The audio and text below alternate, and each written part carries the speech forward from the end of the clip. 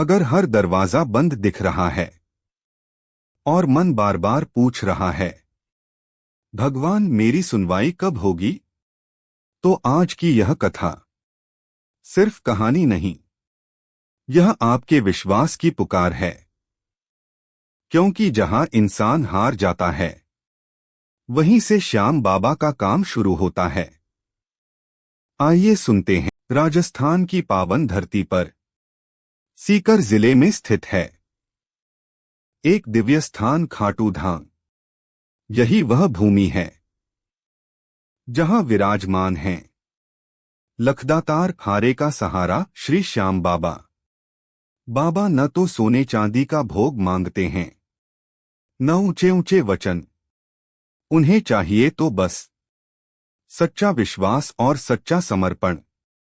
खाटू से कुछ दूरी पर एक छोटा सा गांव था। वहीं रहता था एक युवक मोहन। जीवन में न धन था, न सुख शांति। पिता के जाने के बाद घर की सारी जिम्मेदारी मोहन के कंधों पर आ गई। खेती सूख चुकी थी, कर्ज बढ़ता जा रहा था और मां गंभीर बीमारी से जूझ रही थी। हर रात मोहन आसमान की ओर देखकर बस एक ही सवाल करता, हे भगवान मेरी गलती क्या है। लेकिन जवाब कभी नहीं मिलता।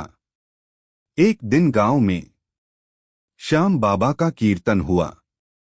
भजन की पंक्तियां थीं, जो हारा है वही श्याम का प्यारा है। यह सुनते ही मोहन की आंखों से आंसू बह निकले। पहली बार उसके दिल ने कहा, अगर सच में कोई है तो वो सिर्फ श्याम बाबा हैं। उसी रात मोहन ने मन ही मन श्याम बाबा को पुकारा, बाबा अगर आप सच में हो तो मुझे रास्ता दिखाइए। अगली सुबह मोहन ने निर्णय लिया, खाटू जाना है। पैसे नहीं थे, पैरों में टूटी चप्पल थी, लेकिन दिल में अटूट विश्वास था। रास्ते में लोग हंसे, ताने दिए, इससे कुछ नहीं मिलेगा, भगवान से पेट नहीं भरता। लेकिन मोहन शांत रहा, क्योंकि उसका भरोसा अब श्याम पर था। जब वह खाटू श्याम जी के मंदिर पहुंचा तो बस दरवाजे पर ही फूट फूट कर रो पड़ा। उसने कुछ नहीं मांगा, कोई मन्नत नहीं बोली, बस कहा, बाबा मां की दवा नहीं है, कर्ज सिर पर है, अगर आप भी साथ छोड़ दें तो जीने का अर्थ क्या रह जाएगा।